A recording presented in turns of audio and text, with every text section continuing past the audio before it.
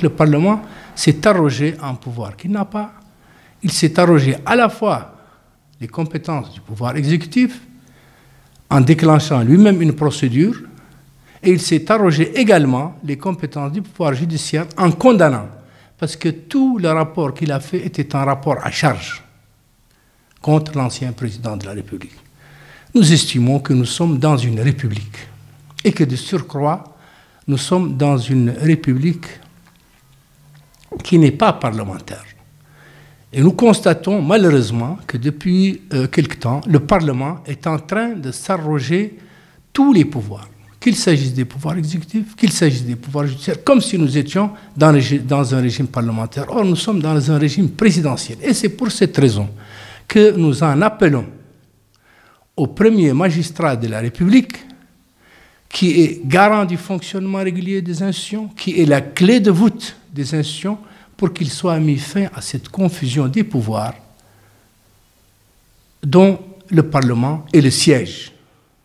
Il faudrait que l'on revienne au texte de la Constitution, il faudrait qu'on revienne au système et au régime présidentiel et que le principe de la séparation des pouvoirs soit respecté à la lettre. Chacun agit selon ses compétences. Le pouvoir exécutif a ses compétences, le pouvoir législatif a ses compétences, le pouvoir judiciaire a les siennes, et il ne faudrait pas que le Parlement, n'est-ce pas, soit le siège de confusion de tous ces pouvoirs.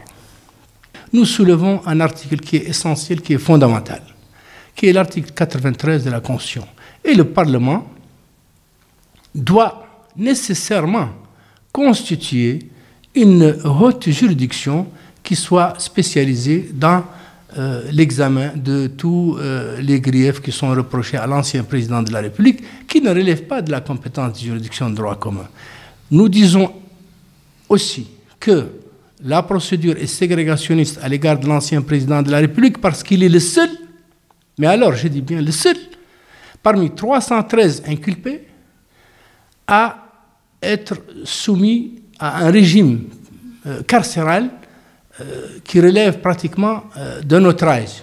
Non seulement il est soumis à un régime carcéral qui relève de notre âge, mais tous les actes de procédure qui ont précédé sa mise sous mandat de dépôt sont des actes qui sont dirigés, orientés, sélectionnés pour qu'il en soit ainsi.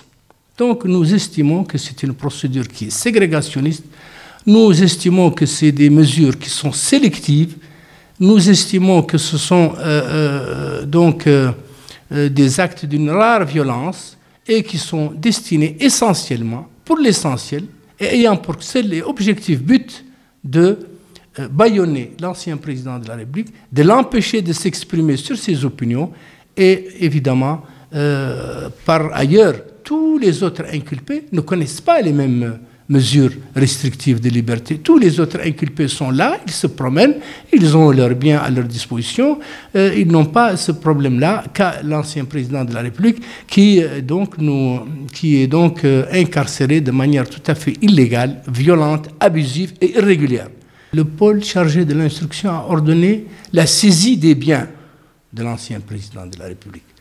Évidemment, je ne vais pas approfondir ce problème, son illégalité, son irrégularité, mais je dirais tout simplement que la saisie ici des biens, elle a coïncidé ou elle a débouché sur une confiscation. Or, saisir les biens, c'est un acte conservatoire. On ne doit pas priver la personne saisie du bien saisi. Or, c'est à quoi on assiste, c'est que l'ancien président de la République, les biens qui lui sont imputés ou que l'on dit qu'ils lui appartiennent, ils ont fait l'objet de saisie et cette saisie est suivie d'une dépossession pure et simple. Or ça, ce n'est pas le rôle de la saisie. La saisie a un acte conservatoire. Donc nous avons introduit une demande dans ce sens et naturellement elle a été rejetée. Nous avons interjeté appel et cela fait plusieurs semaines, sinon même plus d'un mois, que notre appel, malheureusement, est en souffrance d'être examiné par la chambre d'accusation.